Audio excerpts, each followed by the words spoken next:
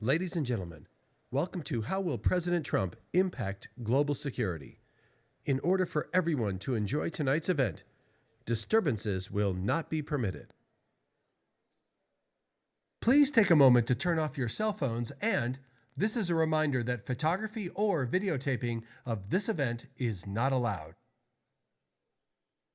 And now, please rise for our national anthem, sung by Matthew Peterson.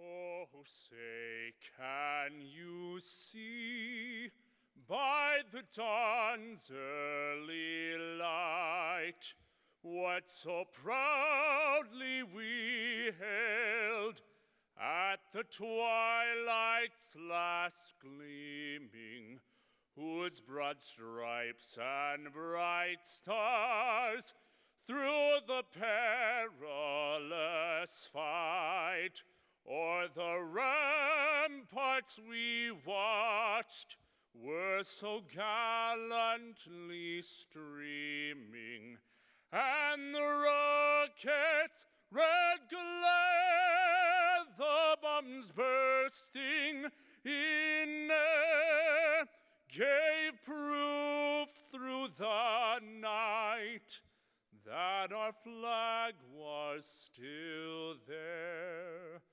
Oh, say does that star-spangled banner yet wave o'er the land of the free and the home of the brave?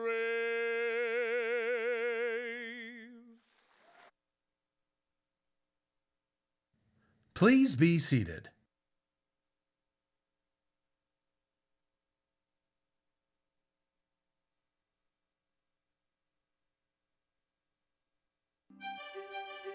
One of the greatest challenges to global security today is the threat of terrorism. Dedicated to preventing terrorism and enhancing community safety, the Cell is confronting this threat through our national training initiatives, renowned event series, and world-class exhibit.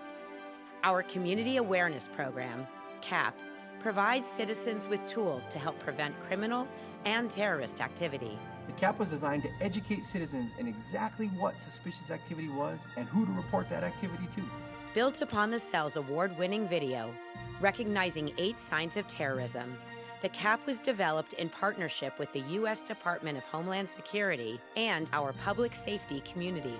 The CAP is now the national standard for training citizens by law enforcement, which brings in the community policing concepts which help everyone in the fight against terrorism. Today, this nationally recognized program has been implemented in multiple states and several national sporting events, including the Major League Baseball All-Star Game, USA Pro Cycle Challenge, and the FIS World Alpine Ski Championships. My name is Dwight Henninger. I'm the police chief in Vail, Colorado, and the chair of the security committee for the World Alpine Ski Championships. As we were planning for this event, the Boston Marathon bombing occurred, and we knew that we had to take stronger measures to make sure that we had a secure event. And so having the 2,000 trained volunteers who could be the force multipliers and the eyes and ears for law enforcement was great. And knowing that the CAP program would empower them to know what to do and how to report things really added to our ability to make sure we had a secure event. The Cell hosts critical forums which address the most salient topics in national security and foreign policy. These events have engaged over 100,000 people and have provided access to the world's most influential thought leaders. The Cell Exhibit and Training Center is a dynamic and interactive experience developed by world-renowned experts and award-winning artists. It engages visitors and empowers them with the tools to improve their community's safety.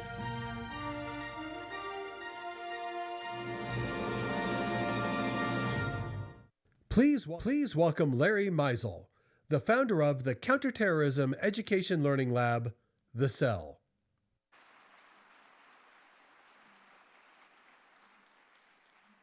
Good evening. It's wonderful to have all of you here this evening. It's been an interesting day. I commented earlier, I said, well, we planned it that way. So having the subject matter, the president, and global security, and what's happening in the world, we're privileged that those of you here this evening are part of something that is important, which is all of us in the community being informed, being involved, and doing things. Everybody has a different way to approach it. The president's been in office for less than a month, and there's no shortage of policy changes, sometimes during the day.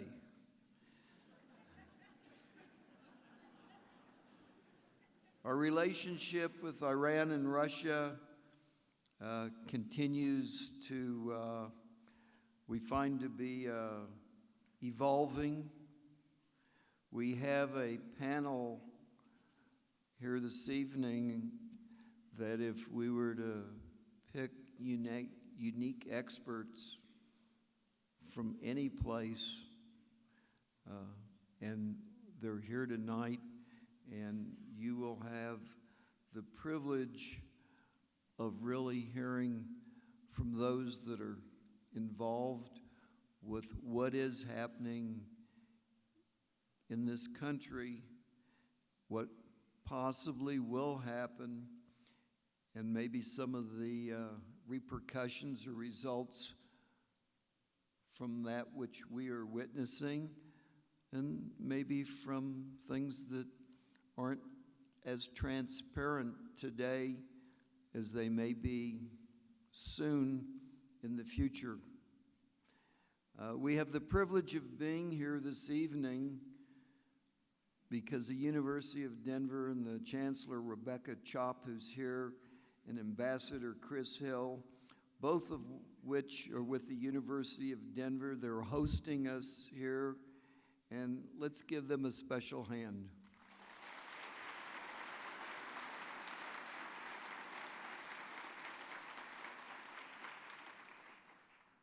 The Denver Post, our prime sponsor and all the events of the cell from the beginning throughout the activities, when we had 20,000, 30,000 of our closest friends in Civic Center Park for the 15th anniversary of 9/11.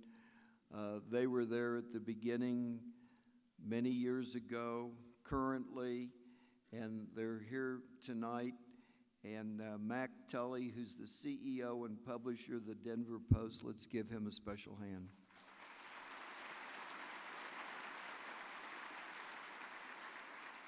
We have other lead sponsors, Branded Cities and SCFD, all of us are supportive of.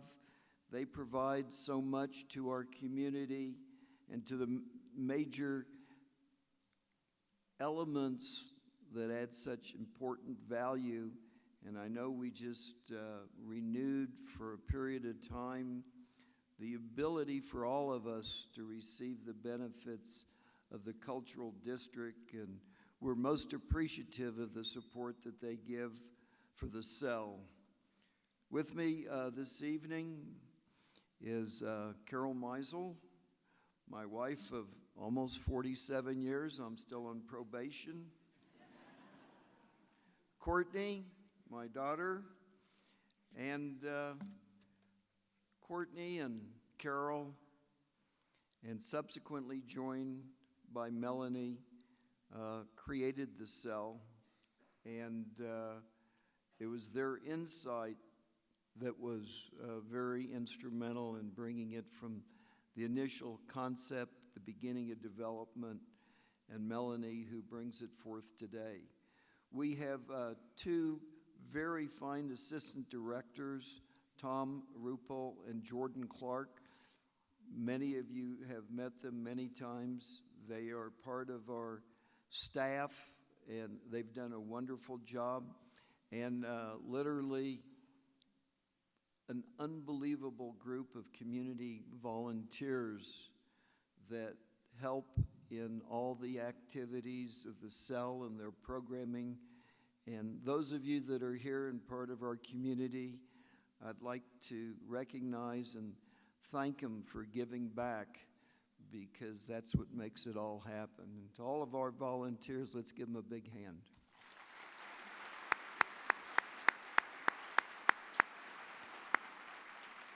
Of course, I want to thank the Chief of Staff of my office, Laura Teal. Many of you know she is the Chief of Staff, and having discussed that with some of you, they said, well, Larry, how big's the staff? I said, just me.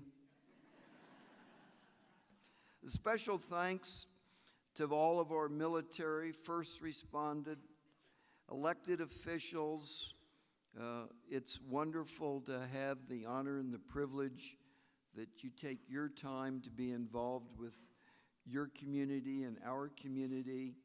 And these are important men and women that give so much to all of us. I thank you and express our respect to all of them. Let's give them a hand.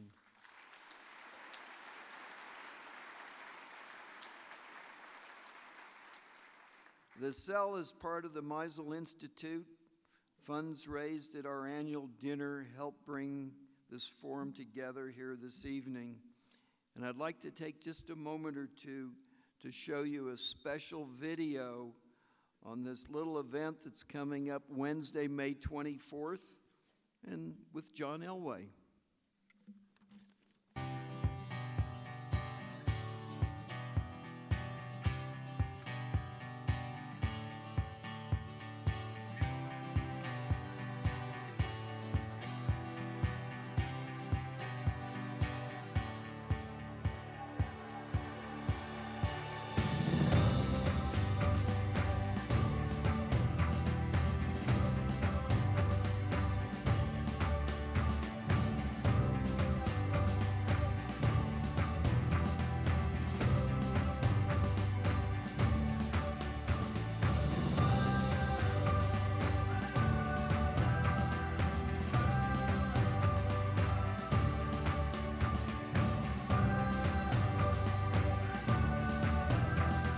John Elway, Super Bowl champ, business leader, and community advocate, will receive the Meisel Institute's Community Enrichment Award.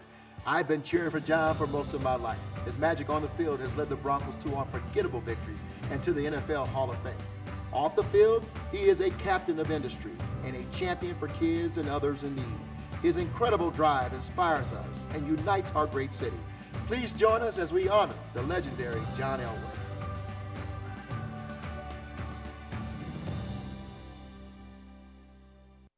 To introduce our panel this evening, please welcome the President and CEO of the Denver Post, Mac Tully.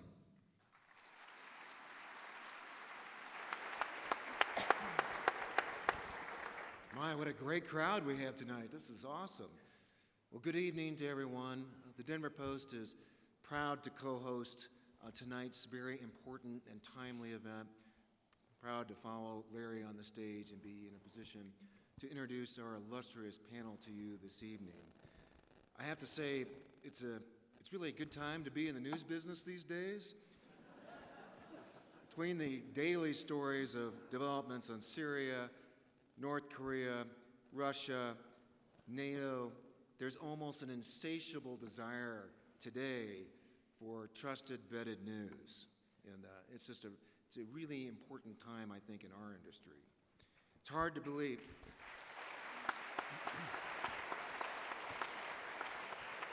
Thank you. It's hard to believe it's only been a few weeks into this administration with so many developments on so many fronts, which really makes the timing of tonight's event so important to examine the new administration strategy and what the future may hold for U.S. foreign relations and policy. And while we may not endorse all the political sentiments that are held by any of our distinguished guests tonight, we do value their unique perspectives. And now, I'm honored to introduce our panel to you this evening. You may read their full bios in tonight's event program, but let me start with Michelle Flournoy, who served as the Undersecretary of Defense for President Obama and was the principal advisor of the Secretary of Defense in the formulation of national security and defense policy and the oversight of our military operations. She is currently co-founder and CEO of the Center for a New American Security. And then Juan Zarate was Deputy Assistant to President George W. Bush and Deputy National Security Advisor for Combating Terrorism. He is the first ever Assistant Secretary of the Treasurer for Terrorism Financing and Financial Crimes. Mr. Zarate was also a member of CIA Director Mike Pompano's transition team. He is now the chairman and co-founder of Financial Integrity Network and the senior national security analyst for NBC News and MSNBC. And then Ambassador Christopher Hill is the dean of the Joseph Corbell School of International Studies here at the University of Denver. He is a former career diplomat, a four-time ambassador nominated by 3 presidents, whose last post was an ambassador to Iraq. Ambassador Hill also was the lead of the newest delegation of the 6-party talks on the North Korean nuclear issue. And next, Jeremy Bash, who served as the Chief of Staff to the Director of the CIA and the Secretary of Defense. He worked on a range of sensitive intelligence operations, including being a member of the team overseeing the operation that killed Osama bin Laden. He is a founder and managing director of the Beacon Global Strategies and an NBC News national security analyst. And then moderating the panel tonight will be Samuel J. Raskoff. He's an expert in national security law and serves as the faculty director of NYU's Center on Law and Security. And now I'd like to turn the discussion over to Sam. Thank you very much.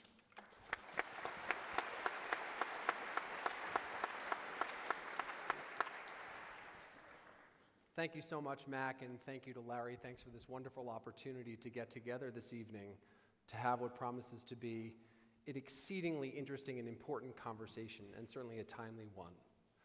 There's a story, possibly an apocryphal one, about the Chinese premier Zhou Enlai, who during the famous visit of the Nixon administration in 1972 to China was asked what he thought about the French Revolution. Enlai famously responded, "It's too soon to tell." So as we embark on a conversation this evening with the catchy title, How will President Trump impact global security? I think 28 days into this administration, we can all agree it is too soon to tell. But with that said, and in the spirit of being a little bit provocative right at the outset and of motivating what I'm sure will be a very spirited conversation, I think it's fair to say that 2 narratives, very broadly speaking, have coalesced around President Trump's national security and foreign policy decision-making thus far. So according to one telling of the story, President Trump is, largely in a good sense, in a bold sense, in a visionary sense, a kind of disruptive technology, to use the language of Silicon Valley. He's willing to revisit some of the basic assumptions that have animated American policy for decades, going really back to the advent of the Cold War. He's willing to revisit alliance structures, NATO. He's willing to do a rethink on global trade, something that was essentially axiomatic for American policymakers for decades now. He's willing to open up the conversation about China, about Russia, about the Middle East in ways that might lend themselves to new solutions that have been unavailable. So that's one story. The other story is that Trump, rather than being a disruptive technology, has been a disrupted technology. Folks who buy into this narrative might focus on the flawed rollout of the executive order on immigration. They might notice the pushback that the president has already gotten from Congress, from the courts, from within the national security bureaucracy itself, and the fact that after conversations with world leaders like President Xi of China or King Abdullah of Jordan, President Trump seems to be speaking sometimes a more conventional language of national security than the bold, the visionary rhetoric that was more prevalent, especially during the campaign. So which narrative will endure? We don't know. What will be the abiding legacy of this administration is very much still TBD, especially in a world that's as increasingly dislocated, as fractured, as dynamic, and frankly as insecure as ours. Now is a great time to have a conversation about what the next 4 years at least will bring to our country. So without further ado, let's turn the discussion over to our 4 genuinely world-class experts. And I thought we'd begin with an issue that's on everyone's mind and is probably more than any other issue, the organizing bumper sticker-like feature of American national security nowadays, and that's ISIS or ISIL or Daesh or whatever you want to call it. So Michelle, let me begin with you. The president has asked his generals, General Mattis and others, to get back to him by the end of this month with a plan to defeat ISIS. What do you expect to be in that plan, and how do you think that the plan that the president will get on his desk diverges from the plan that you were operating with while you were at the Pentagon recently? So I think you're right that President Trump has made very clear that defeating ISIS is his top priority in national security. He has asked for options from the U.S. military. I think the key thing is he'll have to be very careful, and this goes for all new presidents, not to throw the baby out with the bathwater. New presidents come in, they assume that all of their predecessor was either stupid or inept or incompetent or underperforming or all of the above. I think what you're going to see is the options that will be presented to him will be building on where we are in the counter-ISIS campaign today. And so where is that? First of all, about half of the territory that the Islamic State held in Iraq and Syria has now been taken away from them. A number of their financial resources have been disrupted or destroyed. Cells that are focused on external attack planning, meaning trying to get to the United States, trying to get to Europe, have been targeted successfully by special operations forces and by airstrikes. And so there is a certain momentum, and the foreign fighter flows that we saw in the thousands a year, 2, 3 years ago are now just a trickle.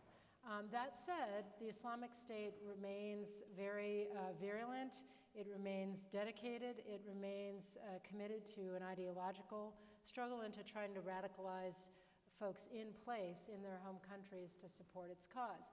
So what I think the military will bring forward is a plan that builds on what's been done so far, but intensifies certain aspects of the campaign.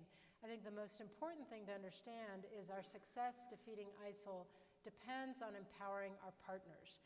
We are not going to hold and occupy territory in Iraq or Syria forever, at least we shouldn't. It's not a viable solution for us. So what matters is, can we make sure that our Iraqi and Syrian partners are successful? I think the temptation he has to resist is over-relying on brute U.S. military force. That can certainly achieve some gains in the short term, but at the end of the day, it's how do you hold that territory? How do you keep the population from supporting ISIL? And that depends on putting legitimate, capable partners on the ground and in place. And that's a much more complicated effort that's not just a military strategy, but a whole of government and actually, frankly, a coalition strategy amongst our partners. So before we delve into the coalition dimension, Jeremy, maybe I could turn to you and probe something that Michelle just raised, which is the need for partners on the ground. Give us a little bit of a sense of who these partners might be in a case like Syria. After all, the ISIL problem is deeply nested within the Syria crisis. So who are the partners, and what's the prospect of doing business with them? Well, in many respects, Sam, we have a set of imperfect partners. If the U.S. military were to go in and say, for example, take Raqqa, which is the command and control node of ISIS, our forces would do an excellent job, but it would come at some cost to us, obviously, in lives and in treasure. And then what do you do the day after? And so it really requires us to train, equip, fund, and mobilize Syrian forces, and there is an element, the Syrian Defense Forces, Syrian Democratic Forces, which is a coalition largely made up of Kurdish forces, but includes Arab forces. And the idea would be that they would be in this intensification model that Michelle referenced. In addition to our airstrikes, we would train and equip them to conduct ground operations to root out ISIS in Raqqa. This is imperfect. This is not without risk. The Turks will be very concerned about it because it will be seen as empowering Kurdish forces. However, we don't have a lot of options. And I fear that if we just stick to airstrikes and if we just stick to kind of an air campaign, we don't go after their command and control node, they will exist there, and there they can plan external operations that can attack Europe as well as attack the United States. So Chris, all of this takes place in an environment in which diplomacy is of the utmost importance, and yet there's a sense in which perhaps the United States and its diplomatic corps have been sidelined in at least some of the conversations about the future of Syria. Where can the United States diplomatic corps get some traction here, and what are the prospects of a bargain that can be hashed out between the powers around Syria? I think, first of all, if you look at just Syria, quite apart from Iraq, you're dealing with two very separate wars. You have the issue of ISIS. And I think with respect to diplomacy and ISIS, it should be diplomacy that supports a military campaign against ISIS. I don't see any scope for negotiating, peeling off some of the supporters of ISIS the way there may have been in Afghanistan with respect to the Taliban. I think it has to be an unrelenting effort against them. And I'm afraid it's what would be called traditionally a war of annihilation. I think the diplomacy, however, is critical there because it cannot be seen as just a U.S. effort. There need to be regional partners. One of the big challenges in the Middle East today is the weakness of regional powers. We see a Turkey that is consumed by its own problems, and it's pretty ugly stuff, what is going on in Turkey in terms of the demise of democracy there. We see Iran with, hopelessly split within it between those who, Revolutionary Guard who want to be sort of part of this vanguard and creating this Shia crescent. At the same time, we see sort of an engineering modern class in Tehran wanting nothing to do with it. So Iran is very difficult to deal with. Saudi Arabia traditionally was a great partner and part of the solution. Increasingly, there are elements in Saudi Arabia that have made it part of the problem rather than the solution. And finally, the country that used to kind of step in and help diplomatically, Egypt, is just completely consumed with its own problems. So we're not getting much help from regional actors. I do believe there's scope for the U.S., though, to be a much stronger figure there. We have to get some Sunni countries involved in the struggle against radical Sunniism. And, we talk about radical Islam. It is radical Islam, but it is a problem within the Sunni community. And part of the problem was when we went into Iraq and flipped a Sunni-led country to a Shia-led country, a lot of Sunnis never forgave us for that. And so I think we recognize that, we needed to see some more Shia outreach to the Sunnis, sort of like Nelson Mandela and his outreach to white South Africans, also a 20% proposition. But I think we have to be realistic that there are many Sunnis in Iraq who feel a kind of strategic depth because the rest of the Arab world is Sunni. So it's not that they like ISIS, but they feel, well, at least someone's doing something about these Shia. And the overwhelming majority of the victims of ISIS have been Shia. You just saw it again in Iraq today. So I think we got to get a lot smarter about this. As Michelle very accurately said, this is not something where brute force is going to help us. We need to work through this and try to get regional partners, regain some trust, frankly, build up some trust, which hasn't been there. And just very briefly, maybe we can come back to it as time permits. This war of Syrian succession, this war dealing with Assad, needs to be dealt with the diplomatic process. And there is where, to suggest, Assad, terrible guy, but believe me, a lot of the forces arrayed against him are also not people you'd want to send a Christmas card to either. So we need to kind of figure out a way where, you know, at the end of the day, you cannot annihilate the Alawites, the Kurds, the Christians, the Druze. I mean, that's what we're dealing with on the Assad side, more or less. We cannot annihilate them in favor of some kind of Sunni stand in Syria. So we have to kind of put together some kind of peace proposal. And I think in the absence of regional powers, we need to do this with some of the great powers. And so I think we're going to have to work together with others. And we'll get into this later. It's tough to do that with Russia, as they've been, you know, clobbering civilians, et cetera. So I think our work is cut out for us, but we've really not even gotten going with diplomacy. Okay, we'll certainly want to get back to the conversation about Russia's role in Syria and Russia's role more broadly on the global stage.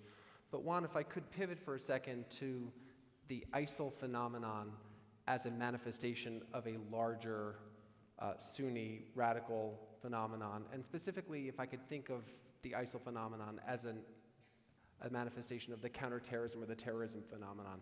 So let's put on our counterterrorism lens. How do we address not just ISIL on the ground in Syria as a function of the chaos in Syria, but how do we address and come up with a comprehensive, workable strategy to tackle all the other issues that are associated with it, whether it's Al-Qaeda in the Arabian Peninsula, in Yemen, or whether it's groups that are essentially taking inspiration from ISIL or individuals in Europe or possibly even in the United States. How do we think about these things? Yeah. Well, thank you, Sam. By the way, what a beautiful venue. It's really an honor to be here. And I got to tell you, with these panelists, I'm just excited to listen to them. So I'm honored to be here. But Sam, your question is an important one because I think one of the challenges that the Bush administration had, that the Obama administration had, and no doubt the Trump administration will have, will be not drawing their focus and their strategy so myopically around the counterterrorism threat that we're facing today. That's the immediate, that's the necessity. You've got to stop attacks coming to the US, you've got to deal with the ISIS in front of you and the manifestation of the threat. The challenge, though, is with this violent Sunni extremist movement, this is manifested in different ways in different environments. And I think one of the challenges is we saw the chapter of Al-Qaeda leading this movement pre-9/11, post-9/11. ISIS has taken up the banner for this movement largely based on its ability to hold territory. And you've got to keep in mind that this is a group that has held very real territory. Michelle's right, we've taken a lot of it back. But they still hold the second largest city in Iraq. They hold real urban environments, or have in various parts of the world, and have begun to create provinces and allegiances everywhere from Southeast Asia to Central Asia to West Africa. But that's not the end of the story. And I think even if we are able to be successful in Mosul or Raqqa, their capital in Syria, you have the challenge that this is a movement that is metastasized, that has had time to train thousands of fighters that have gone perhaps back to their home countries, perhaps nested back in places like Europe. You have them having innovated around the use of social media in ways that we hadn't seen to date, in a way that's a demonstration effect to other terrorist groups, to inspire those to act in their own countries. They're innovative in terms of trying to recruit children and even women in ways that we haven't seen before. They've been really devious in terms of their ability to govern, or at least to explain how they think they can govern. Most of their videos aren't beheading videos. They're actually videos about how they can run the police force in the cities that they occupy, and that the fruit stands are full, etc. So they've learned how to govern, and they've also learned how to run local war economies, not relying on a center Al-Qaeda core to send them funds or to send them couriers with bags of cash, but instead to actually run the oil refineries and to engage in antiquities trade and to tax and extort. So there's been enormous innovation, frankly, around the terrorism that we've seen. And I think the real danger is that this is a metastasized movement in the context of all the complexities that Chris and others have talked about, in the context of a Sunni-Shia fight, where you've got proxy battles that are really a battle between sort of the Persian Shia crescent led by the Iranians and the Sunni Arab forces led by the Saudis and the Emiratis. And that means then, Sam, that it emerges in places like Yemen, where you have these battles being drawn, in places like Libya, in places like West Africa or even Central Africa. And so I think the real challenge for the Trump administration is less about how do we take the fight to ISIS in a more aggressive way. We know how to do that. We can do that, and we'll find the partners on the ground. Boots on the ground, Juan? Maybe. There may be boots on the ground or more spec ops forces, special operations forces in certain circumstances. Maybe more leniency in terms of how we target, moving away from these near certainty standards that the Obama administration has put in place to deal with civilian casualties, for example. So there are things that can be done that are more aggressive. But I worry about what comes next, what comes after this movement, because it is very much a global movement that has had various manifestations. And even if we take care of Mosul and Raqqa, we still have West Africa, Libya, Yemen, and even Southeast Asia that are threats and potential recruiting grounds for this movement. Well, on that cheery note, why don't we pivot in our discussion to the Persian Crescent and to Iran? The administration last week said that it was putting Iran on notice over a couple of provocative actions, but I think more deeply embedded within the DNA of this administration is a deep level of skepticism or suspicion directed at Tehran, embodied certainly in a lot of the rhetoric that we've been hearing about the nuclear deal and the president's clearly articulated conviction that the deal was not a terrific one. At the same time, I would say the message coming out of the White House is not, or the administration, is not unambiguous. Witness the testimony of Secretary of State Tillerson and Secretary of Defense Mattis, who in their confirmation hearings said, in as many words, the deal may be flawed, but we ought to be scrupulous in enforcing the deal rather than quick to tear the deal up. So where do we stand vis-a-vis Iran? What are the prospects of American policy, I'd say, taking a very different turn in connection with Iran, and what would that look like? So, Jeremy, can I begin with you? What are the options on the table, do you think, at this point for dealing with Iran? Well, I think the principal concern that the U.S. national security establishment needs to worry about is Iran exporting its terrorism and its influence around the region. Juan mentioned Yemen. We'll return to Yemen in a moment, but you can see it in Lebanon. You can obviously see it in Syria. They've been big backers of the Assad regime. You see it in Baghdad. You see it in Libya. You see it elsewhere. You actually even see it now in the Gaza Strip and in the West Bank to some extent. And so I think we need to surge our capabilities, our military and intelligence capabilities, to counter that threat. We've done a lot of this over the years, but it hasn't been as focused, and I think this would involve not just increased cooperation with our partners and allies in the region, with our Gulf partners in terms of exercises, in terms of providing them equipment and capabilities, but also U.S. force presence, and also special operations activities and intelligence activities to go after these Iranian cells led by the Iranian Revolutionary Guard Corps and the Quds Force, the Iranian forces and proxies. Let me say one thing about Yemen, because Juan mentioned it. In Yemen, the Iranians are backing the Houthi, which is basically a insurgent force there that has taken war to the internationally recognized government of Yemen. And as a result, the governments of Saudi Arabia and the Emirates and other countries have come in to try to battle the Houthi in Yemen. I think you're going to see actually increased U.S. focus on Yemen. I think you're going to see increased support for our Gulf partners in Yemen as they counter these Iranian forces. And recently, Houthi forces took a ship and went up to a Saudi frigate and actually detonated a bomb and killed 3 Saudi forces. If that had happened to an American warship, and there are American warships there in the Gulf of Aden and in the Red Sea, it will be game on, I think, for this administration with Iran. So if you're looking at this issue, I would keep focused on Yemen. Michelle, let's turn to you for a second. What happens if the game is in fact on? What does the world look like in playing out that game? How does American policy essentially operate in that environment where, let's assume game on entails, among other things, the deal is scrapped, the deal is off? What follows? Well, I think it depends on how the deal devolves or atrophies.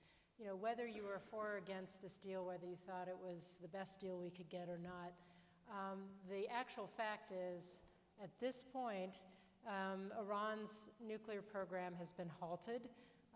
Much of the material has been removed from the country.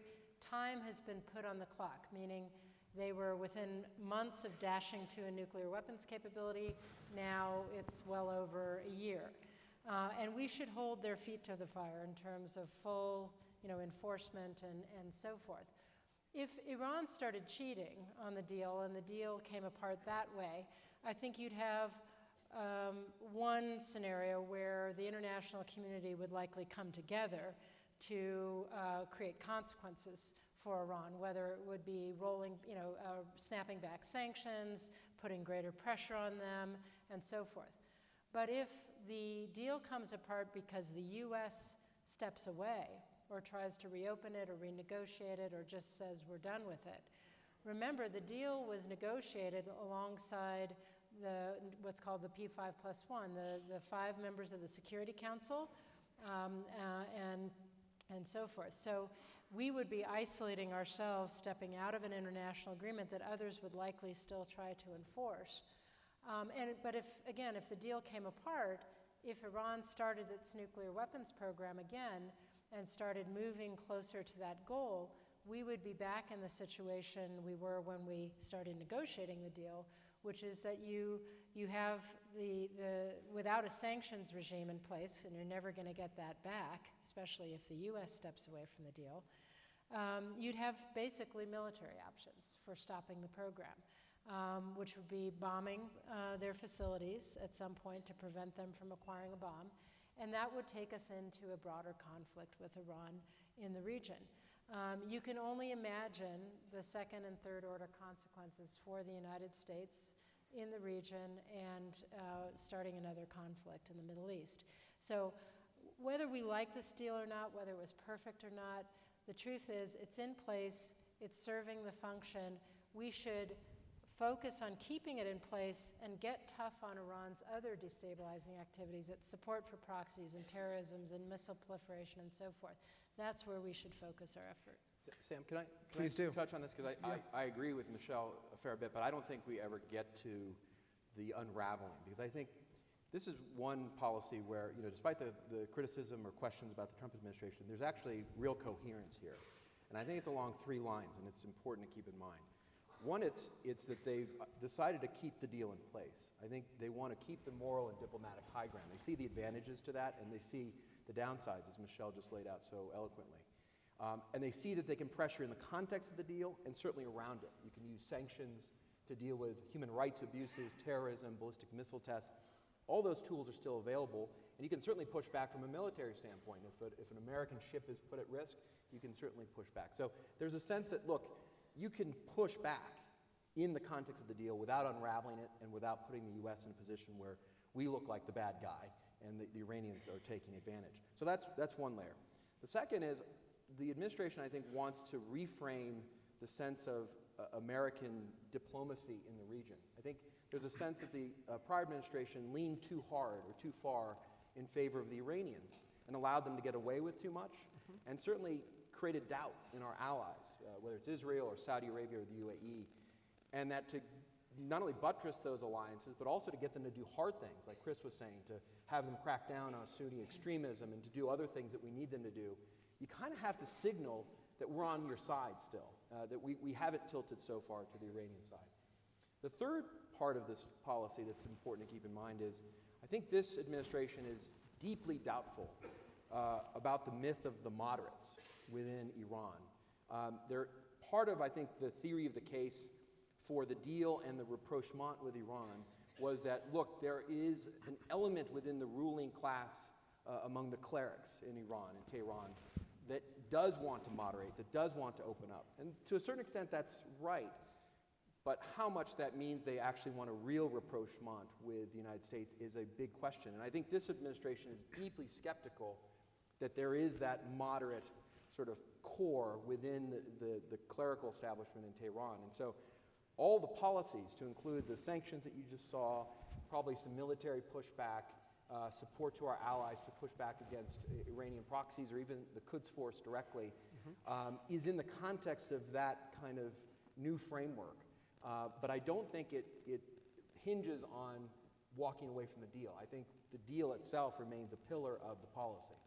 Chris, let me push you a little bit on an aspect of American diplomacy that's certainly on everyone's mind, namely the Arab-Israeli conflict a little bit, and come at it a little bit orthogonally because of the conversation we've just been having about the emergence of Iranian power and Juan's reference to Israel, Saudi, and the UAE as three potentially aggrieved parties, at least in their perception, vis-a-vis the previous administration. I wonder, and you get a sense of this maybe in the press conference that the president held yesterday with Prime Minister Netanyahu, I wonder whether that joint sense or that shared sense of having Iran as essentially the emerging power in the region couldn't produce some kind of fruitful outcome in the way of rapprochement or peace between Israel and the Gulf Arab states, which would be, at least in this administration's telling of the story, one way into the problem of resolving the Arab-Israeli conflict. I think it's important to understand that these Gulf Arab states, and especially Saudi Arabia, have felt very much the losers and felt very victimized by U.S. policy in the region. First of all, the invasion of Iraq. As I mentioned earlier, it essentially toppled a Sunni-led regime, replaced it with a Shia-led regime, and we said, don't worry, they'll reach out to the Sunnis, which I think was kind of wishful thinking. So the Saudis, looking up at their northern frontier, saw a Sunni country, albeit under Saddam, and they were no friends of Saddam. Remember, they helped us kick them out of Kuwait. But then they see the place flip to Shia, so they feel they have really lost a tremendous strategic, they've had a strategic loss there. Secondly, they have their own Shia problems in the East Province, and so they see the U.S. kind of being inattentive to the encroachment of Iran, and they feel it's a matter of time that if Shia political power is consolidated in Iraq along the lines with a closer relationship with Iran, and inevitably there has been a closer relationship, they see the potential for their own Shia in oil-rich East Province to become more politicized and perhaps more of a restive minority. So they're very worried about this. And so when they look around the region, they see an Israel that is feeling very beleaguered by Iran, because Iran has played around in southern Lebanon with Hezbollah. They have been the main, Hezbollah is a rather potent force in Lebanon. And so the Israelis know that the Iranian mischief in Lebanon and frankly in Syria, because that's how they often supplied Hezbollah, was through the Syrian state. But the Israelis know a lot about that region. They know that this just didn't happen last week, or it didn't even happen in 1979. You've got to go in the Wayback Machine to 1501, when the Iranians were a Sunni country, became Shia, thanks to clerics from southern Lebanon. By the way, it's still too soon to tell what happened in 1501. Well, my point is, it's easy to say to the mullahs, stay out of there. This is basically Arab land, stay out of it. But they feel they've got some DNA there as well, so complicated. So the Arab countries see in Israel that feels that the real potent force north of them is not Lebanon as a state or Syrians as a state, but this growing Shia movement there. If you look at demographics, I mean, in Lebanon today, they still go off of a constitution, or I'm sorry, a census from 1936. Now, why do they use a 1936 census? I mean, surely we could get a new picture of the population. The answer is you would see a lot more Shia in Lebanon today than you did back then. So there is this kind of weird alignment of interest between some of these Sunni states in the Gulf. And I want to emphasize, when we talk about this whole Sunni problem, it's essentially it's incubated and coming out of the Gulf states. That's where this kind of Al-Qaeda-ism and ISIS-ism is coming from. And so, these countries They're worried about it. They try to cut deals with their own radicals. They have a lot of concerns. And then they see Israel kind of doing something, in their view, about kind of keeping the U.S. from going completely overboard and trying to work with the Iranians. I mean, remember, if you're a Saudi and you look at the U.S. shaking hands with DU graduate Javad Zarif, by the way, when they see John Kerry, yeah, there you go. When they see John Kerry shaking hands with, they say, there they go again. They used to do this with the Shah. And there they go again with their old dance partner. So they worry about stuff that we didn't realize they should be worrying about. And so there is this phenomena of kind of alignment with Israel. But when we get now to the to the Palestine-Israeli issue and the things that happened yesterday, I think, everyone has an opinion on this, but, No, everyone has two opinions on this.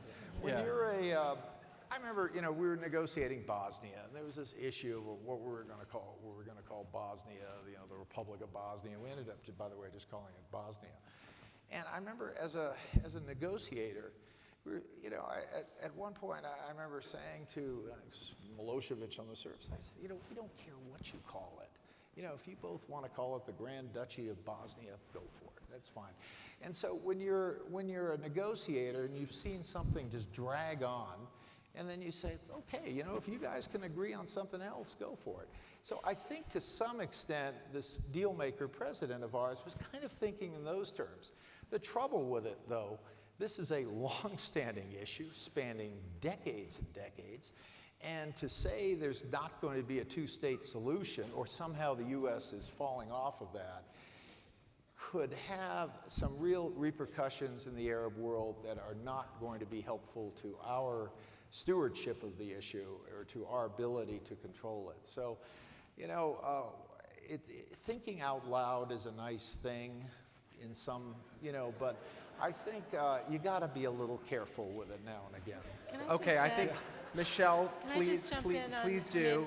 I don't want to redirect the conversation down this particularly enticing rabbit hole, but all the same. I want to make a broader observation, yes, please do. Which is it goes back to your framing up front.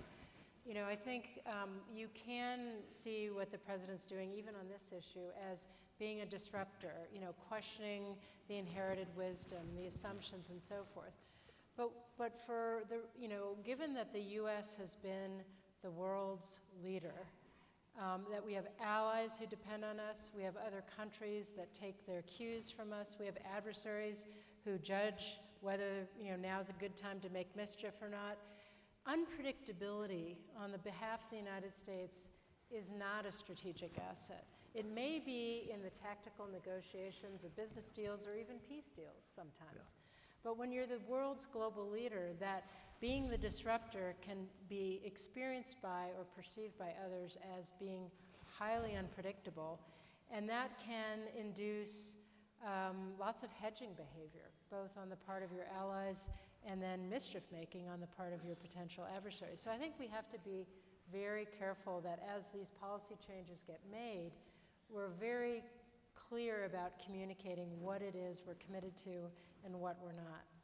Sam, can I just jump in here? Sounds like it, The overall structural dynamic with the Israeli-Palestinian issue is that Israel is our best friend in the region, and they do not have a partner for peace.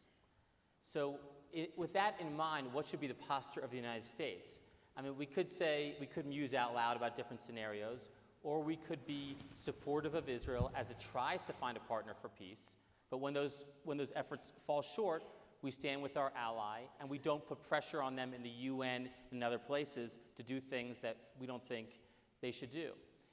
I think the challenge here is that the Israelis very much liked things they were hearing from the administration on Iran, putting them on notice, getting tough with them. And I think they liked those things. But then when they came to town, the focus was all about the Israeli-Palestinian issue, which is really not Bibi's number one priority because he doesn't really have a partner for peace. And he presides over a government that's very skeptical of the deal with the Palestinians. And so I actually don't think the Israelis were that satisfied with the trip. They liked the friendship, they liked the warmth, they liked the familial connections, but I don't think they felt that as a matter of policy, they got what they wanted. Can I jump on this because it's a very important point? Because the orthodoxy in the foreign policy establishment for decades has been that if you unlock the Israel-Palestinian peace process, it then will radiate out and solve all the other problems in the Middle East, right? That is so not the case today. That was the one thing we learned from the Arab Spring. Right. Yeah. The Arab Spring it sort of destroyed that orthodoxy.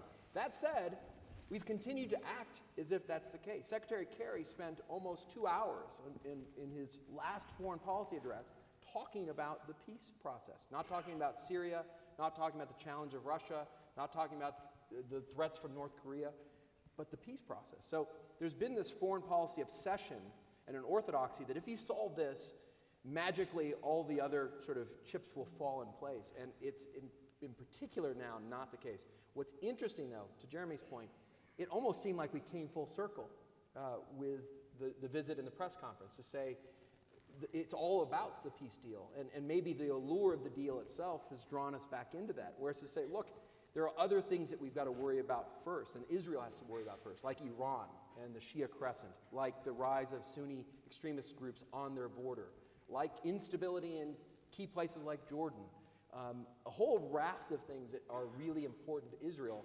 And it's not to diminish the peace process or what the Palestinians are striving for, but it shouldn't fall into that orthodoxy. And it almost feels like we have come full circle and we're making this the kind of the principal thing that we're going to worry about in the context of Israel.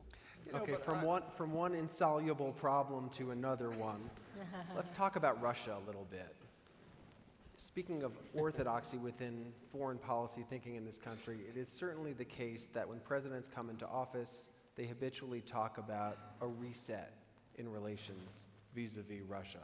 President Obama certainly did, and certainly the prospect of President Trump taking office was shot through with all sorts of expectations about how our relationship with Russia will now essentially be off on a totally different trajectory. Now, in the last couple of days, there have been meetings between the chairman of the Joint Chiefs and his Russian counterpart, and between our Secretary of State and his Russian counterpart. So I put out, really, for all of you, or for any of you, the following essentially metaphysical question. You've all served inside the intelligence and defense apparatuses of our government. What does Vladimir Putin want? What does Russia want? Well, I can.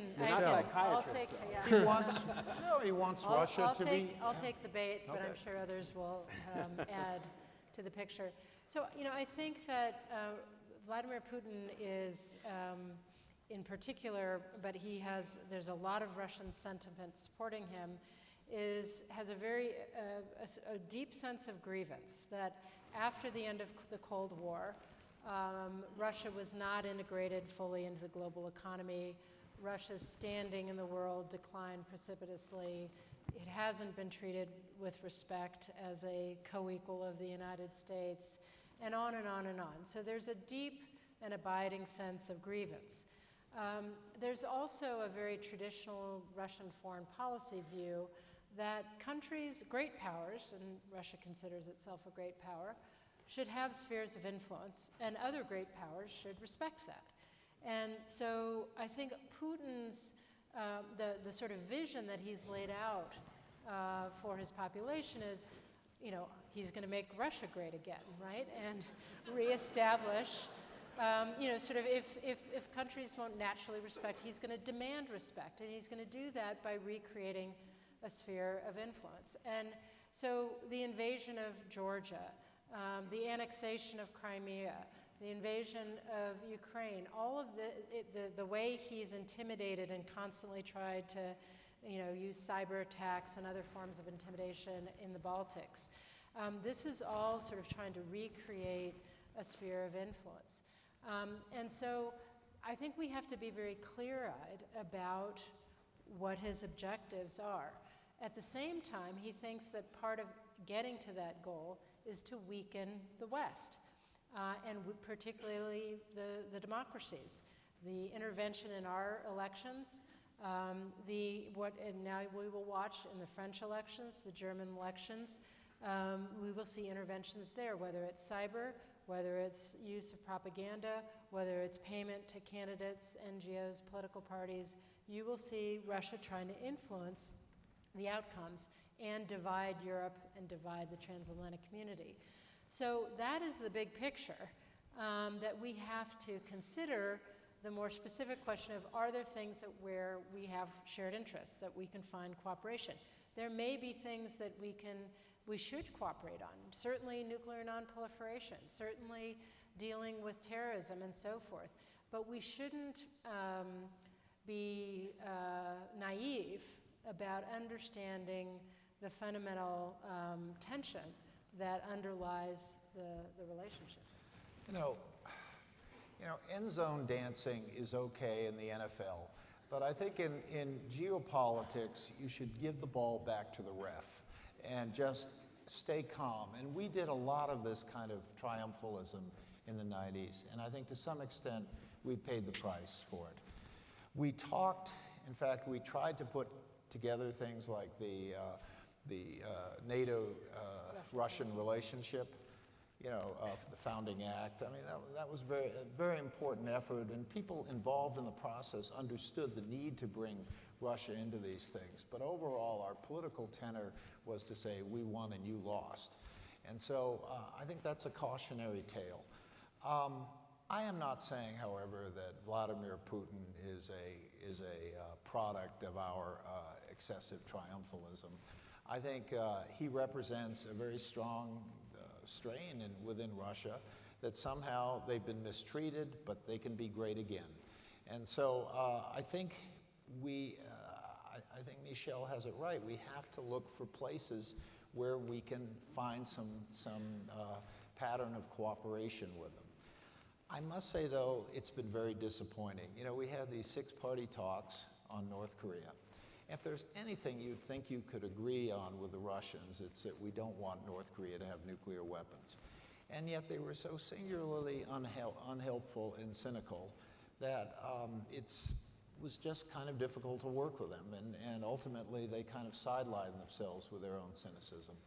I do believe in the fullness of time, if we're able to kind of contain them, if we can strengthen Ukraine, and strengthening Ukraine is not just a matter of cheerleading for Ukraine. I mean, there needs to be a lot more tough love with the Ukrainians. As the Poles, I spent a lot of time in Poland, and when they weren't toasting the idea of a Polish-Chinese border, that is, no more Russia, they were very much of the view that Russia without Ukraine is just Russia, and Russia with Ukraine is the Soviet Union. And so I think we have to, our policy of trying to strengthen Ukraine, it sounds namby-pamby, it sounds kind of nation building, but this is a big problem. The Ukrainian state has not succeeded. They've not succeeded for a lot of reasons, and we've had lots of cheerleaders for them, but that isn't enough. And when I compare what they did, the Ukrainians did, compared to the Poles really got ready for statehood in the latter part of the Cold War. So we've got to kind of stick with this, work assiduously, keep those sanctions on Russia, and understand that in the fullness of time, just as George Kennan understood where the Cold War would go, in the fullness of time, Russia's not going to win this thing. I mean, we should be up to the challenge, but we need to recognize it as a challenge and have a kind of comprehensive approach to it. Jeremy? Just to carry forward the football analogies, Ambassador Hill has a home field advantage here, so it's with some trepidation that I disagree with him. It's worse. I'm from New England. Okay. That's a problem. Yeah. Thank you very much for coming here tonight. It was great seeing everyone. Where's John Elway when you need him? Yeah, seriously. I don't think the United States was excessively triumphalist in talking to the world about the fact that our system, our democracy, our values, our support for religious freedom and political freedom was a superior system to that of the Soviet Union. And without relitigating all of the history, we tried to work productively with the Russian Federation in its early years. And in fact, on some very important issues, such as arms control, we struck very important nuclear arms reductions treaties, including under President Obama and Medvedev. But I think when Putin came to power for the second time, he had a political problem on his hand. He had aging population that was having health issues, economic crises. The price of natural resources was depressing his economy. And for reasons that I think were largely internal, he felt the need to show his own strength, his own machismo, for lack of a better term, and that he was in charge and that he was going to push others around. And I think that led him to look and survey what he could do vis-a-vis the West, as Michelle pointed out. And I think just to fast forward to the current situation, because I think it really is relevant, we have a problem, which is that currently our president is articulating a policy on Russia that is, I think, inconsistent with anything else we see in international relations. You ask what Putin wants. He wants our support for his annexation of Crimea. I have not seen anything out of the president that says he would push back on that. I think Russia wants to have complete support to do what they want in Syria.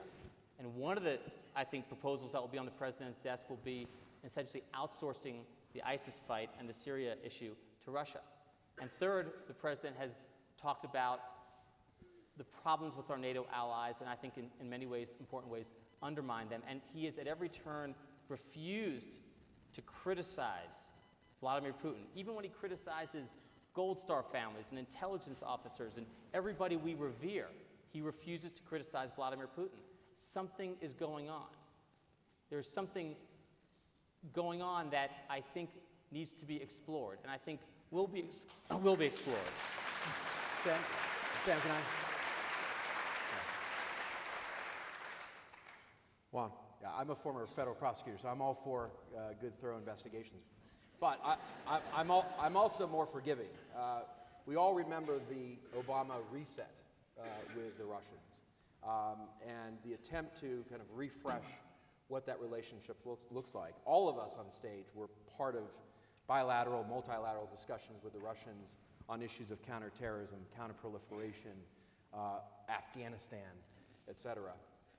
And I think, frankly, what the president's doing is reflecting kind of an openness to think about a new way of dealing with these issues.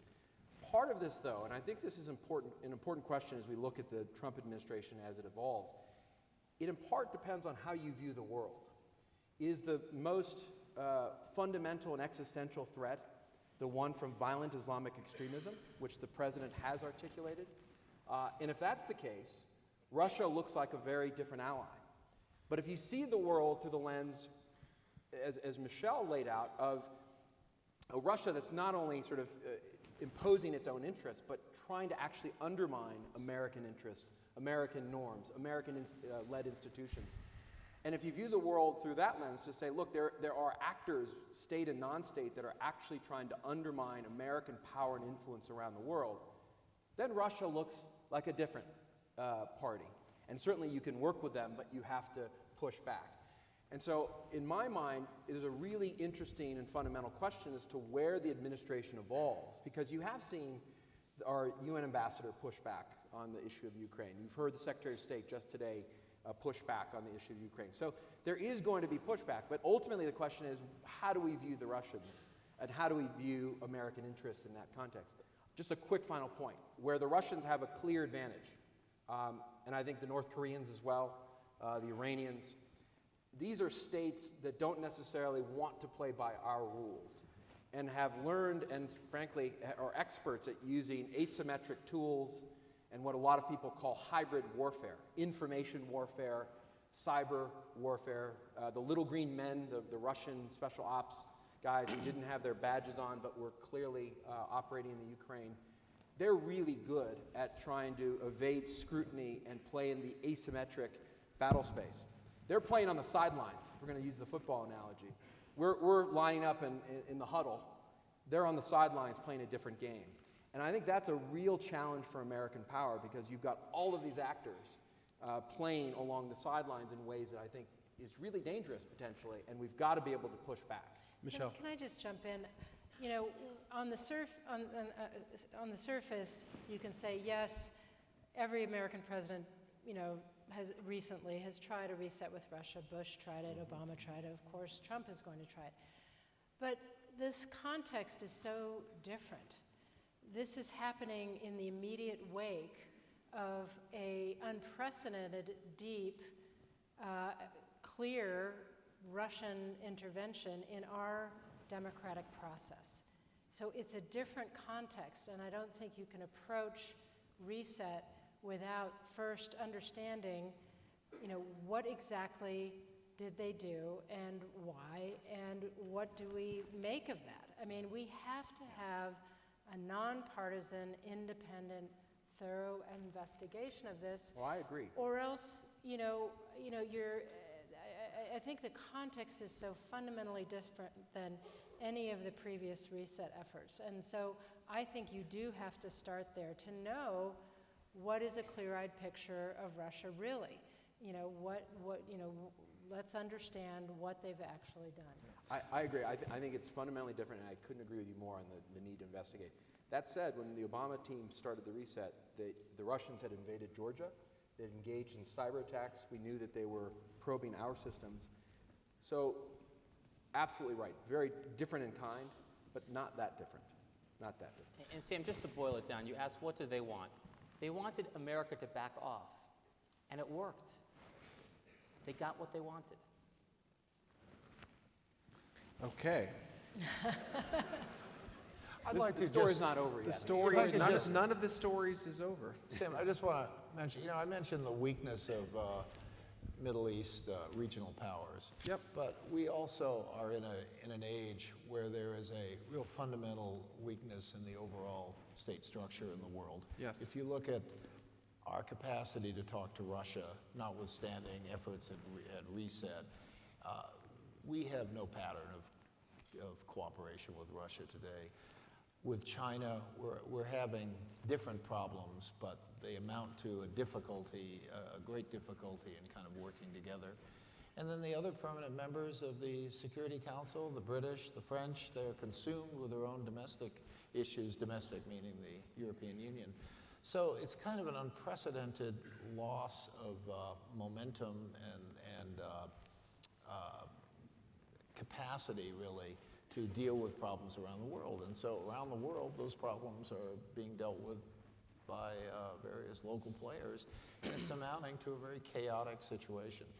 So I think the idea to try to find patterns of cooperation with China, to try to get Britain and France back in the game, to try to see, Michelle is absolutely right. I mean, we cannot let this stand on what Russia has been doing in our domestic affairs. That is way beyond. That's beyond taking Georgia. I agree. I agree. There does need to be some effort at diplomacy to try to start putting together this world system because it's broken right now. Let's talk a little bit, shall we, about Asia. And Chris, maybe I can just pick up where you just left off, talking perhaps about North Korea in the last week. As we know from the famous photographs at Mar-a-Lago, the North Koreans yet again have tested a ballistic missile. We also know that there are credible reports that Kim Jong-un is essentially responsible for a very John le Carré-like assassination of his half-brother at an airport. Kim Jong-nam, yeah. In Malaysia. So what are our good options when it comes to North Korea? What's next? Well, there are no good options for dealing with North Korea. What I meant to say was, what are our least horrific options there when you it comes go. to North Korea? I can deal with that question. Yeah. First of all, I think it was very helpful that SecDef Mattis, Secretary of Defense Mattis, went to Korea, South Korea, and to Japan. So I think reassuring allies is very important, and it's a particularly crucial time in South Korea because they've impeached the president. She's on trial. She may be convicted, and they may be going to elections very soon. And there are voices in South Korea saying that somehow maybe we should be talking to the North Koreans or trying some other strategy with the North Koreans. So I think it's very important to show the continued commitment to their defense and to make clear that some of the stray comments of then candidate Trump are kind of relegated to the past. I mean, he hasn't doubled down on the idea that South Korea and Japan are not pulling their weight, or that somehow we should give them nuclear weapons or something. That seems to be over.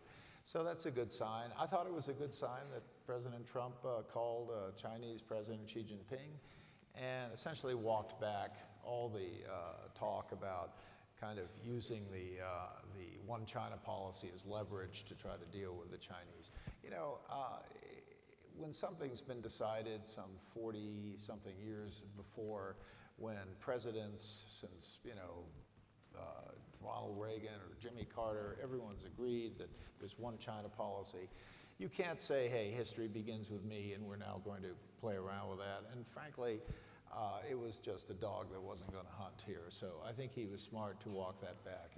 And finally, I think even though I felt his statement, the president's statement, was a little terse in Mar-a-Lago, I can't remember if between the main course or the dessert course, but when he said, we stand behind the Japanese 100%, you know, that's the right thing to say. It was the right thing to say. I wish there was a little more embellishment of it, including standing behind South Korea. So now the question is, what do we do? We've got to stand by those allies. Those allies need to understand that we are putting our best stuff forward, and I think the deployment of this anti-ballistic missile system, known as the Terminal High Altitude Area Defense, THAAD, THAAD is really, I mean, it's a symbol that we're not going to give them second-rate stuff. I mean, we're there. I think that's very important. But I think the big question is China. And to suggest we can just outsource it to China, to take another stray comment from the campaign, that's not going to fly either. But at the same time, I think we need to understand that there will not be an agreement on this unless China is engaged in it. It has to be part of the process of denuclearizing North Korea. So I think there has to be, you know, like a lot of things in life, you have to set some priorities. If you want a trade war with China, you can have a trade war with China. But I would suggest that the first order of echelon with China is to try to come up with a common approach to North Korea. And that's going to take a deep dive, and that's going to take a real long diplomatic effort. And if nothing else, the Chinese will understand that if North Korea collapses, we are not interested in taking strategic advantage against China. We're not interested in putting CIA listening posts up in the Yalu River, stationing troops up there.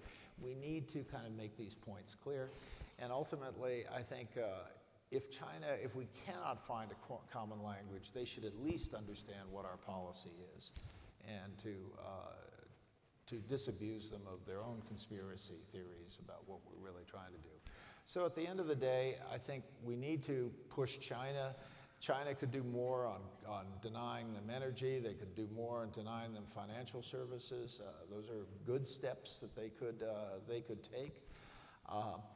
My own view is that we need to look very carefully to see if there are any technological tricks in the bag that could slow down the development of their missiles and their nuclear weapons. Because to say that this is all about testing our new president is wrong. What they are doing is testing military equipment, and they've accelerated those tests in the last year. So we've got to think whether there's any way to slow this down without endangering the 20-something million South Koreans who live within artillery range, long-range artillery of North Korea. So, as I said, there's no obvious cookbook solution to this, but I think we need to really put this up on the top of our agenda, because in the next 4 years, they're going to have a deliverable nuclear weapon. And if I were this president, I wouldn't want to face the American people in 2020 and say, well, it was all President Obama's fault or Michel Flournoy's fault. So. You can always blame it on President Bush. Yeah. Jeremy. Well, then they blame me. Yeah, I know. Yeah. That's right. Two additional quick points on Asia, in addition to what Ambassador Hill laid out.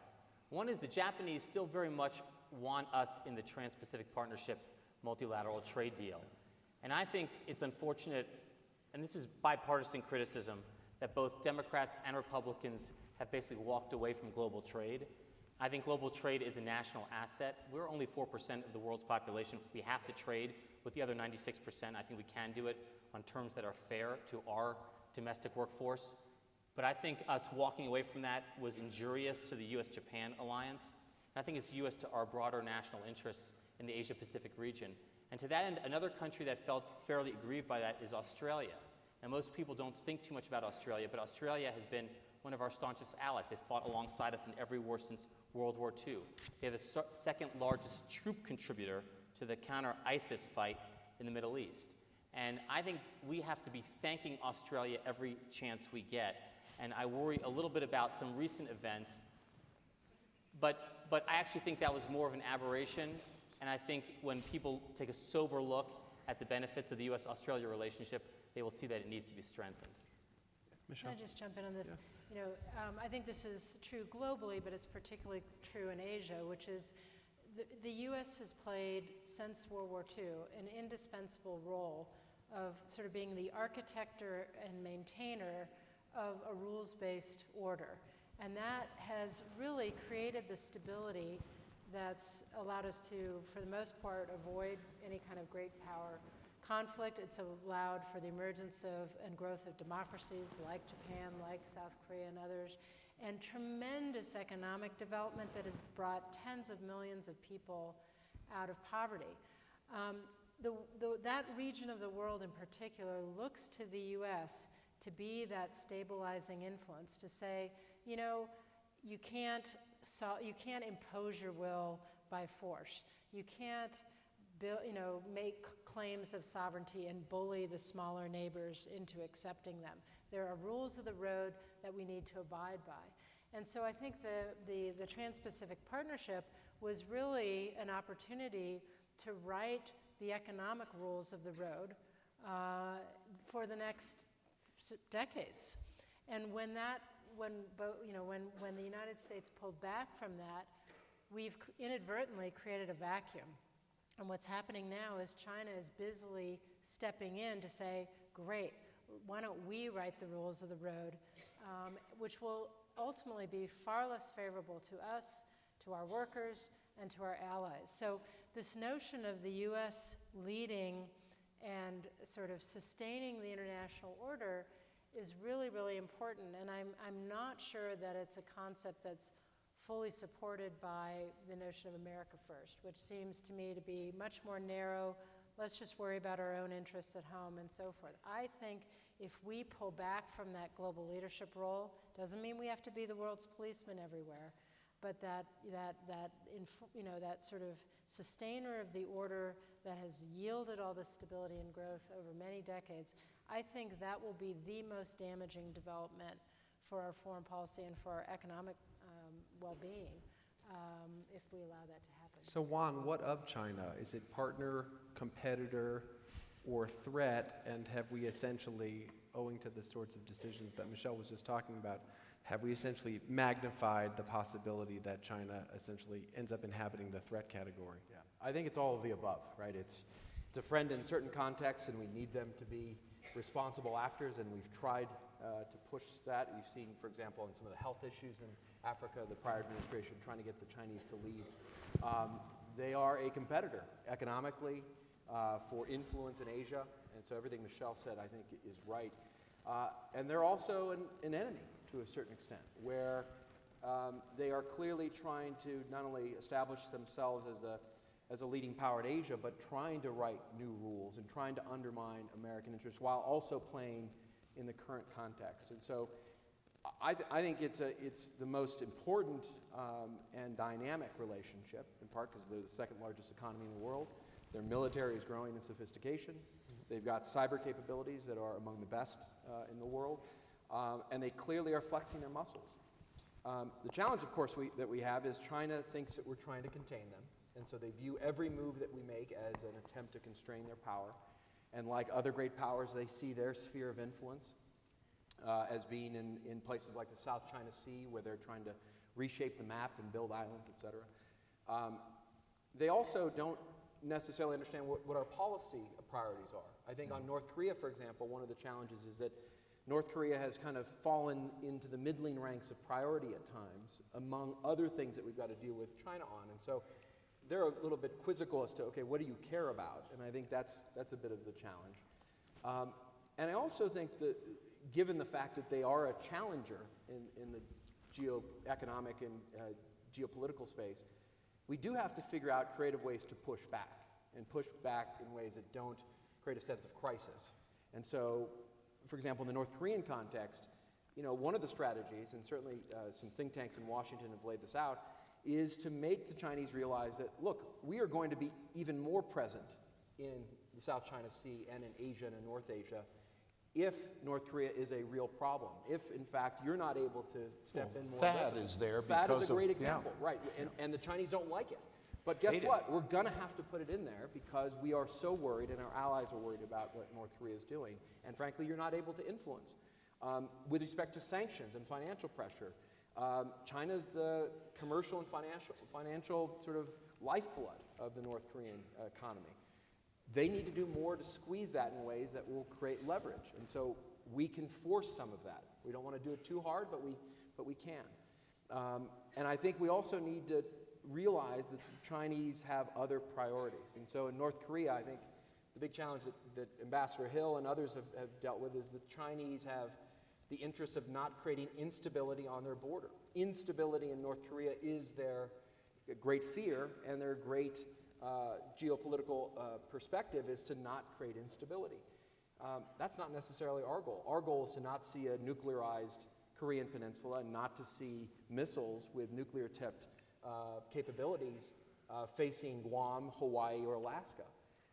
And so it's a very complicated relationship, but one that we have to deal with along those sort of three dimensions of a friend and an ally in some contexts, a real competitor, and in some contexts, an actual enemy. And we've got to work in three dimensions at once. Let's bring this conversation home to Washington, D.C. for a moment. I know it's a shame to do so when it's 77 degrees and sunny and dry here in Denver. We just stay in Denver? We can just stay in Denver. But imaginatively, let's take a trip to the Potomac. And when we do so, let's contemplate two features that I think have characterized the first 28 days of the Trump presidency. The first is some kind of tension between the White House and its political appointees on the one hand, and the permanent national security bureaucracy on the other hand. And the second, I think it's fair to say, in neutral terms, would be a somewhat chaotic or non-traditional process or set of processes on the National Security Council, especially in evidence, let's say, in the rollout of that executive order on immigration. So I was wondering if any of you wanted to kind of offer some reflections on process and its relationship to the output of process, namely solid foreign policy and national security outcomes. Great.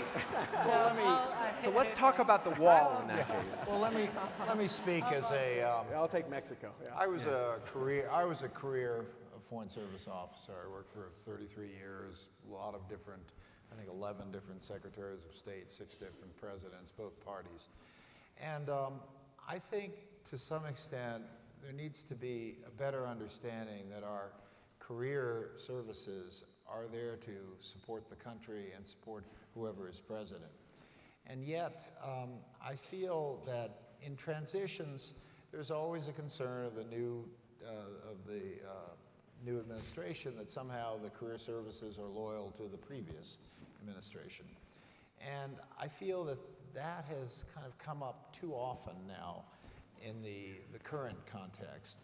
Right now, the State Department, there's a Secretary of State, there's no deputy, there's an Undersecretary of Political Affairs, but who's only acting because he's been told he'll leave. There's not a single assistant secretary, or there are 2 assistant secretaries in the entire building, I think 1 undersecretary. And people have been told, staff people, a lot of people I know very well who are not political and certainly don't do their jobs politically, and they've been told, you're out of here the next day. And I think this is a little much. I mean, I understand, we have a system where you bring in political appointees, often down as far as the office director level, but this kind of distrust is too much. And this distrust is something that's just reverberating throughout the country, that there's something fundamentally sick in Washington and needs to be somehow cut out of the system. And yet you have a lot of very loyal, very hardworking career people who are being treated as somehow as the problem rather than people who would be helpful. And so it just pains me because, we had a little sort of dress rehearsal for a crisis the other day. I mean, the North Korean missile launch, it turned out not to be an ICBM. I mean, there's some disquieting stuff. It may be a solid fuel rocket, which is a problem. But, what if we have a full-blown crisis? We have nobody really working on it within the government. And, I know no one likes the government, but, someone's got to handle these things. And so I just feel this kind of, this rancor that goes on in this country is just too much. And, as our country matures, I hope we can get over this. Juan, maybe I could put you a little bit on the spot, owing to your service on the National Security Council.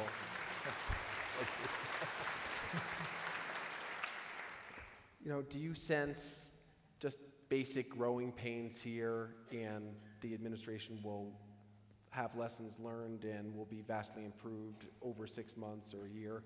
Or do you sense that there's something actually quite different about decision-making in this White House that we can expect to keep on seeing throughout the administration?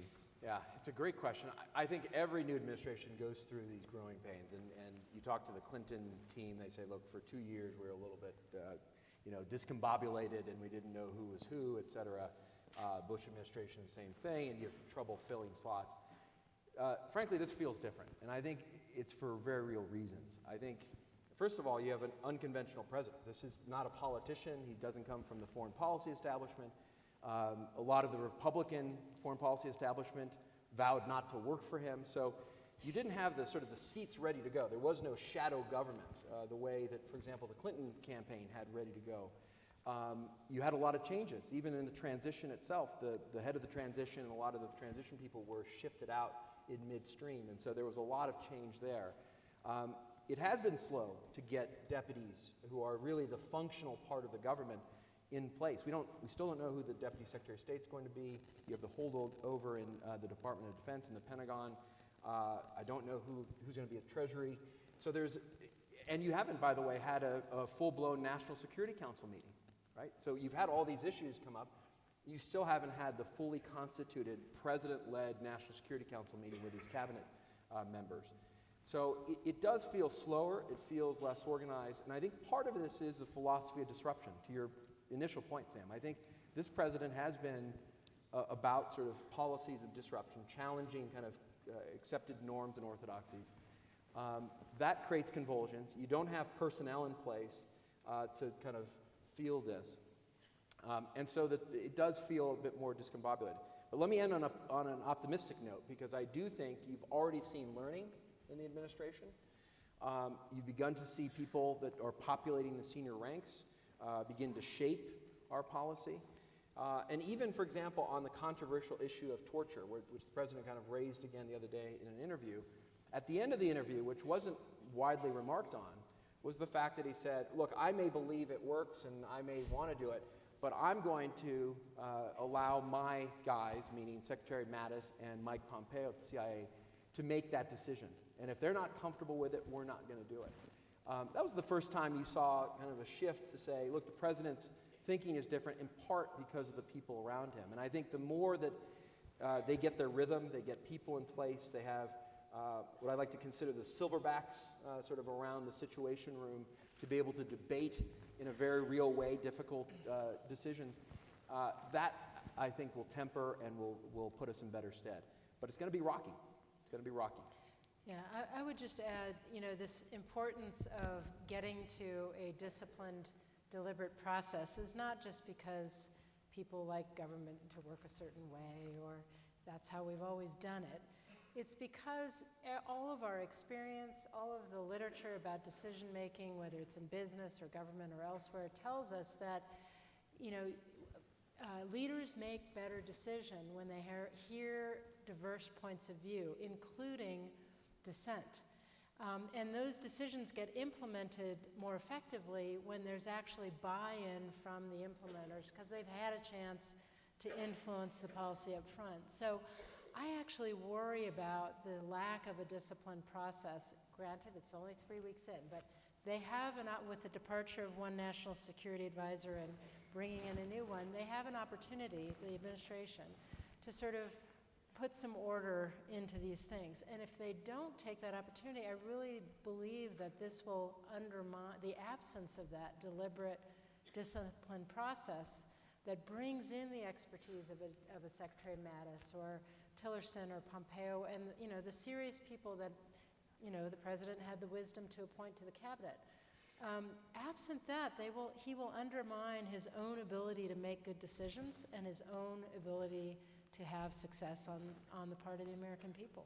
Yeah, I mean, the law professor in me is tempted to add that a process that is as rocky as the process that we saw in evidence in the rollout of that executive order is clearly on the minds of judges or potentially justices who were sitting in review of that order. So this is not laboratory-like conditions where judges are going to make decisions strictly on the merits or strictly on the law. They're going to take on board all aspects of the case, very much to include the way in which the process is and is not functioning.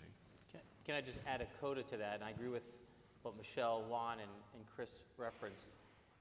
I think it's possible that the chaos is not just growing pains or even just incompetence. I think the chaos might be the design. And the objective might be chaos, and the mode might be chaos, because that's the way the leadership believes that they will succeed. I don't know that for a fact, but it seems that way. And I worry about that. I worry about that from seeing this through the prism of national security, because the first job of a commander-in-chief is to protect our country. And we've had a few, I would call them mini crises, ballistic missile tests from Iran, from North Korea. We've had a counterterrorism raid in Yemen that's gone poorly.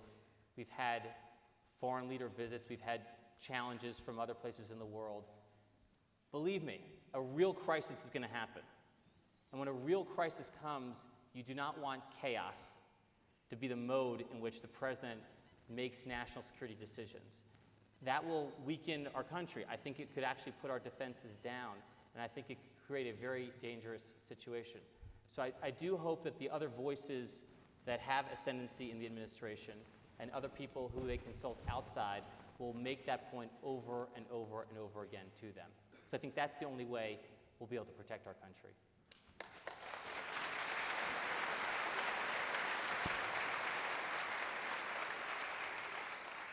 Well, there's a lot that remains to be discussed here, and we could certainly continue our tour of the horizon of the globe or dig deeper into a lot of the issues we've touched on. But let me instead kind of pan out by way of wrapping up our discussion and invite each of the four of you to reflect on what is the organizing principle in our conversation this evening, namely, how will President Trump impact global security? Takers? Wait a second. You have to answer this question. It's an assignment. I'll just briefly start. I think we have to remember that certain decisions that we can recall in history that American presidents have made thinking about the moment ended up having dramatic impacts or fundamentally changing the course of history. My biggest worry is that this administration may not see the value of fully upholding the mantle of U.S. leadership in the world, that being the United States of America is not just an identity. It's an idea. It's an ideal. It is something that has inspired millions of people around the world. It has inspired all of our forebears as immigrants to want to come, to be a part of the idea of America. And I think if we step back from that and we think about it as, a much narrower, self-centered smaller thing, we will lose something that may be either impossible to regain or take years and years and years to try to regain. That is my biggest worry, that we actually settle for something far less than what we have been and can be.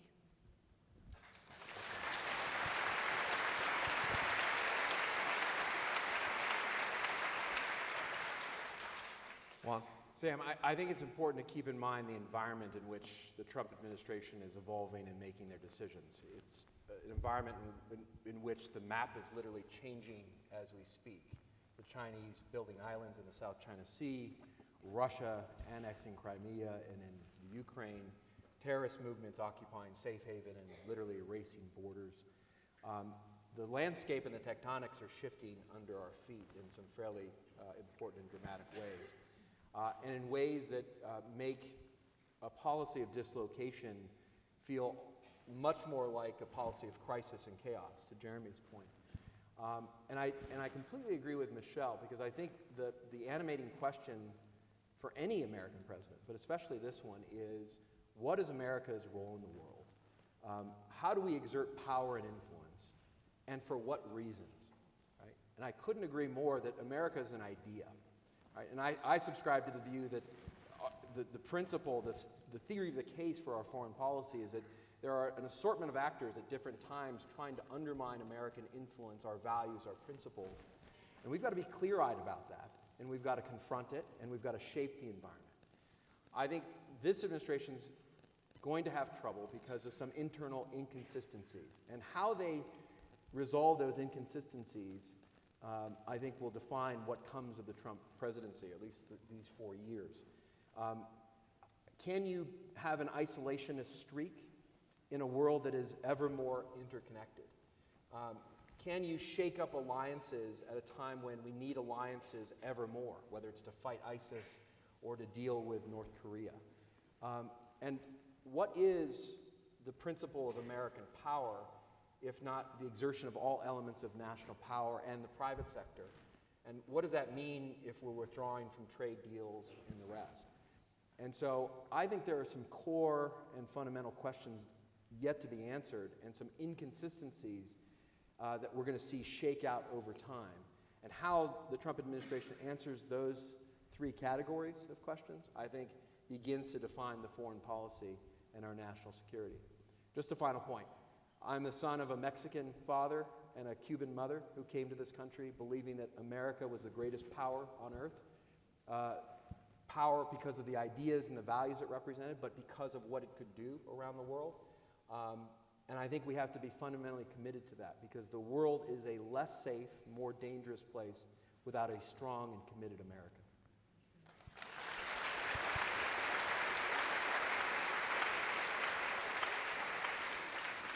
Well, it gets hard to improve on what's just been said by Juan and Michelle, but I'd like to make the point that as individuals and as a nation, we've really stood on the shoulders of people who've come before us.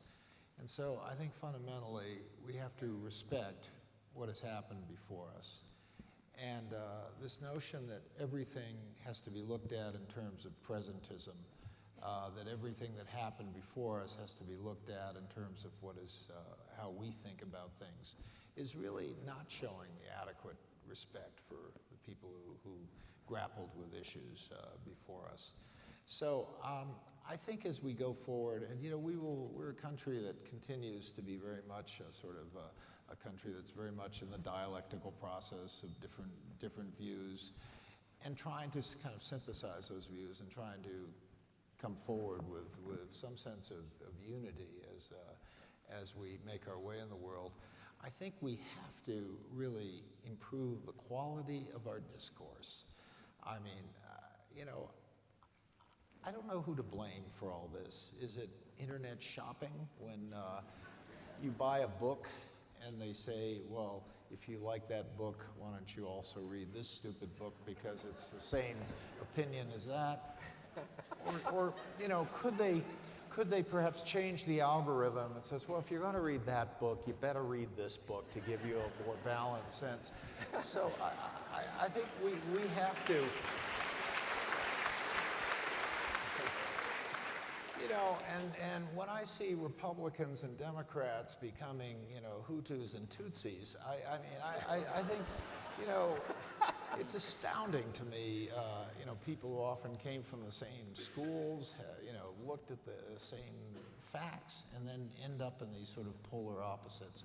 So I think we have to kind of be guided by a better sense of consensus making, and try to be respectful of other people's points of view, and especially, as I said earlier, respectful of those who came before us. And ultimately, I think on this issue, our leadership hinges. Because, you know, when we go out in the world and wag our finger at other countries and tell them to be different, and by the way, this is a phenomenon of the left and the right, it's really quite ineffective compared to people looking at our example. And when people say, I want to be like you, rather than us saying, you must be like us, I think we can do a much better job. So I think we got to dial it back a notch and really understand that this is not necessarily our century or anyone else's. We don't know what is written for the future, but it is going to depend on our capacity to manage these issues of public policy much better than we've been doing in recent years. Jeremy.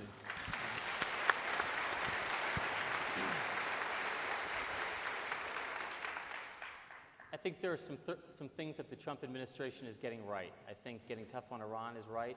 I think standing by our allies, Israel and the Gulf countries, is right. I think some of the appointments he's made at the State Department, Homeland Security, and the Defense Department were right. But I'm concerned about something more fundamental, which is that the source of our strength, the source of our security, isn't how many carrier strike groups we have, how many military officers we have, how many intelligence professionals we have. It's not based on our military might. It's really based on our values.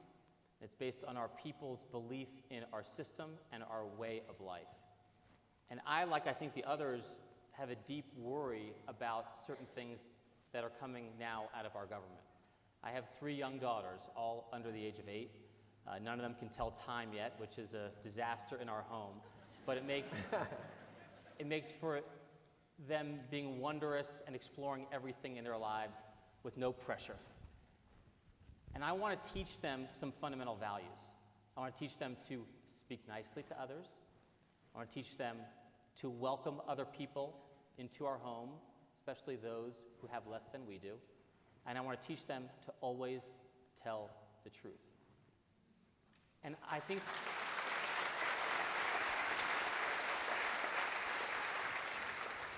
and just to conclude, my fervent hope and prayer for our government, for our president, and for our body politic is that it will always, always uphold those values.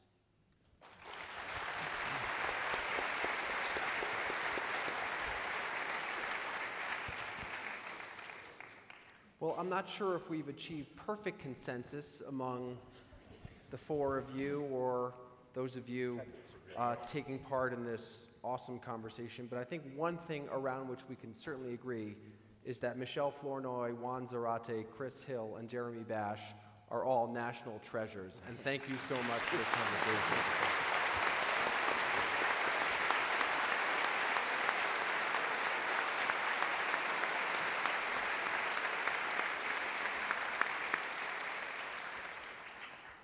Thinking of comments as we close, what has been one of the really most important, impressive events that we've ever done, I'd like to close with just 3 simple thoughts.